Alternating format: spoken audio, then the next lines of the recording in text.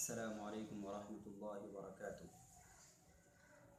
الحمد لله رب العالمين والعاقبة للمتقين والصلاة والسلام على أشرف الأنبياء والمرسلين نبينا محمد وعلى آله وصحبه أجمعين ومن تبعهم بإحسان إلى يوم الدين. أما بعد، أعوذ بالله من الشيطان الرجيم. بسم الله الرحمن الرحيم.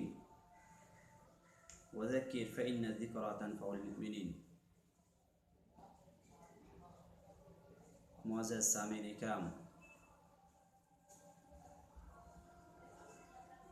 موجودہ زمانہ فتنے اور آزمائش کا چل رہا ہے اور یہ ہم سبھی سے مخفی نہیں ہے.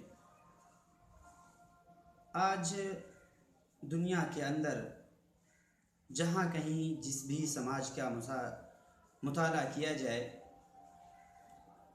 تو یہی چیز واضح ہوتی ہے کہ آج بالخصوص مسلم جماعت ایک بہت بڑے ابتلا اور آزمائش کے دور سے گزر رہی ہے. فتنوں کے اندھیروں کے اندر یہ برادری جوجھ رہی ہے اور اسے ان فتنوں سے نجات کیسے پانا چاہیے اور کیسے ملنا چاہیے آج بری طریقے سے یہ پھنسی ہوئی ہے. آئیے اسی تعلق سے ہم ایک عنوان کا آغاز کرتے ہیں کہ فتنوں سے نجات کیسے. اللہ رب العالمین سے دعا ہے کہ اللہ رب العالمین مجھے صحیح کہنے پھر اس کے مطابق ہم سب لوگوں کو عمل کی توفیق عطا فرمائے، آمین. اولاً ہم سمجھیں کہ فتنہ کہتے کسے ہیں. فتنہ کے معنی ہوتے ہیں آزمائش، ابتلا، جانچ کرنا کسی چیز کو، اور اسی سے ماخوذ ہے جو ایک سنار کہتا ہے کہ فتنت الذہب، میں نے سونے کو فتنے میں ڈالا. اس کے اندر کتنی اصلیت ہے اور کتنی ملاوٹ ہے اس چیز کو میں نے چیک کرنے کے لیے، اس کی وضاحت کے لیے، اس کی تحقیق کے لیے میں نے اس کو آگ کے اندر ڈالا اور اس کو آزمائش میں ڈالا. نبی علیہ الصلوۃ والسلام نے ایک روایت کے اندر ان خطرناک اور سنگین فتنوں کے تعلق سے اشارہ کیا تھا جو ہمارے لیے بہت مفید ثابت ہو سکتی ہے.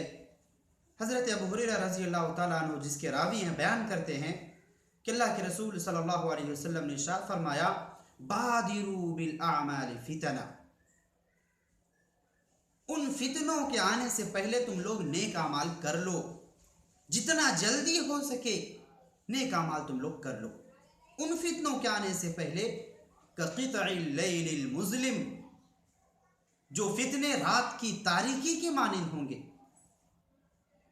یصبح الرجل مومنا ویمسی کافرا، کہ انسان صبح کو مومن ہوگا اور شام کو وہ کافر ہو جائے گا.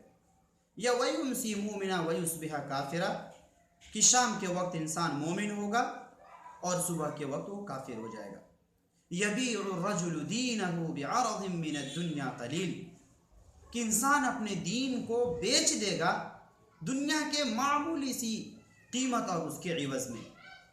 یہ صحیح مسلم کے اندر موجود ہے، حدیث نمبر 118، اور سنن ابو داؤد کے اندر حدیث نمبر 482، جس کے اندر نبی علیہ الصلوۃ والسلام نے اولاً ان فتنوں کے آنے کا ذکر کیا کہ انسان پہلے سے چوکنا رہے، ہوشیار رہے کہ کہیں وہ فتنوں کے اندر داخل ہو کر اپنے دین اور اپنے ایمان کا ناسودا کر بیٹھے. نبی علیہ الصلوۃ والسلام نے کہا کہ جیسے رات کی تاریکی ہوتی ہے، انسان کو کچھ سمجھ میں نہیں آتا، اپنی منزل نظر نہیں آتی ہے اور اس کو راستے کے اندر استقامت اور اسی طرح سے راستے کے اندر اس کو پایہ ثبات نہیں مل پاتا ہے کہ انسان ڈگمگاہٹ کا شکار ہو جاتا ہے. اور وہ بھی رات کی تاریکی، جب وہ چاند سے محروم ہو اور اس کی روشنی سے وہ خالی ہو تو جس قدر رات بڑھتی جائے گی وہ تاریکی بھی گھٹا ٹوپ اندھیرے کے اندر تبدیل ہوتی جائے گی. یہ فتنے ایسے ہی ہوں گے کہ فتنوں کی تعداد کم نہیں ہوگی، وہ دن بدن بڑھتے ہوئے نظر آئیں گے اور اتنا خطرناک اور اتنا بھیانک منظر ہو جائے گا اور ان فتنوں کا اتنا خطرناک دورہ ہو جائے گا کہ انسان صبح تک تو کسی طرح سے اپنے ایمان کی حفاظت کر پائے گا، لیکن شام ہوتے ہوتے اپنے ایمان کو بیچ دے گا، کافر ہو جائے گا انسان۔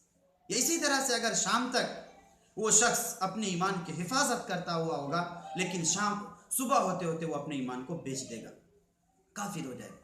ایک فتنے کا نبی علیہ الصلوۃ والسلام نے اس حدیث کے اندر ذکر کیا کہ دنیا پرستی کے چکر میں انسان اپنے دین کا سودا کر جائے گا، اپنے دین کو بیچ دے گا دنیا کے معمولی سی اور تھوڑے سے سامان کے لیے۔